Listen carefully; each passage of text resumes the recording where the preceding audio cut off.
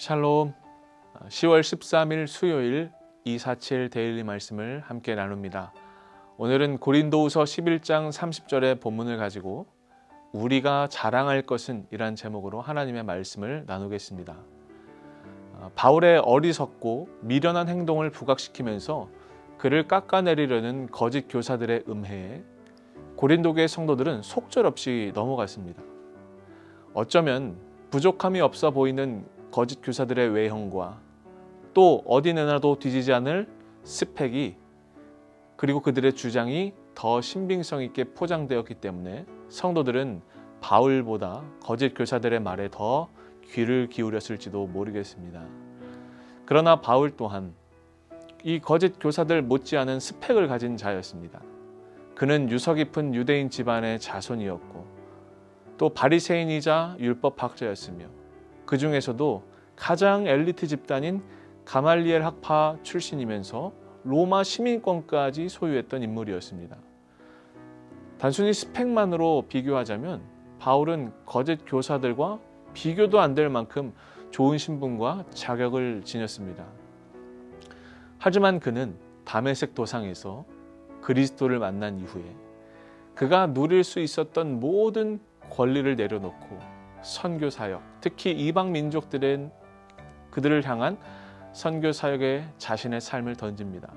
숱한 고난과 매맞음과 여러 번 감옥에 갇히는 상황 속에서도 그는 이방 민족의 교회를 세우는 일에 소홀히 하지 않았고 그렇게 세워진 교회를 사랑으로 양육하고자 했습니다.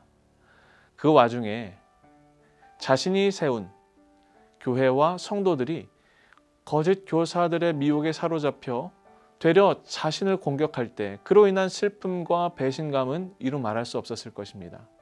그럼에도 불구하고 바울은 성도들에게 바른 복음을 알리고자 자신의 약함을 인정하고 그들의 마음을 돌리고자 애를 쓰고 있는 것입니다. 그에게 굳이 자랑할 것이 있다면 자신의 약함이다라고 스스로 말합니다. 복음을 위해 손해를 감수하고 복음을 위해 목숨의 위태로움을 주저하지 않고 복음을 위해 자신이 거부당하는 일에 좌절하거나 두려워하지 않았습니다. 그에게 보여지는 약함을 통해 복음의 능력이 드러날 수만 있다면 오히려 그의 약함이 그의 자랑임을 고백하고 있는 것입니다. 여러분, 우리의 약함이 하나님의 능력이 되고 또 우리의 약함을 통해 복음이 드러날 수 있다면 기꺼이 그 약함의 자리로 나아갈 수 있어야 합니다. 오늘날 우리 크리스천들은 화려함과 풍성함을 자랑하려고 합니다. 그러나 여러분, 복음은 홍보가 아닙니다. 복음은 삶 그 자체가 되어야 합니다. 때로 우리 모습이 비루해 보일지라도 복음의 능력을 드러낼 수 있다는 것 그 자체가 곧 우리의 자랑인 것입니다. 때론 미련하고 약해 보일지라도 복음의 삶을 소홀히 하지 마십시오. 그리스도인들이 가져야 할 복음의 책임은 때론 손해를 감수하더라도 거룩함과 신실함을 견지해야 하는 일상의 모습입니다. 일상이 복음과는 상관없는데 어떻게 말로 복음의 능력을 전달할 수 있겠습니까? 바울이 자랑하고 있는 것은 그의 스펙과 화려해 보이는 사역이 아닙니다. 고난 중에도 복음의 기쁨과 능력을 누리고 그것을 드러내는 인생이었습니다. 복음을 위해 그는 아픔을 감수했습니다.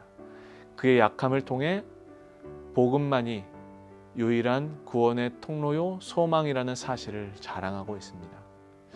여러분들이 오늘 자랑할 것은 여러분들의 연약함과 복음의 능력임을 기억하시고 주어진 하루의 삶 가운데서도 여러분들의 약함을 통해 그리스도의 복음을 마음껏 드러내는 놀라운 믿음의 역사가 일어나게 되기를 축복합니다.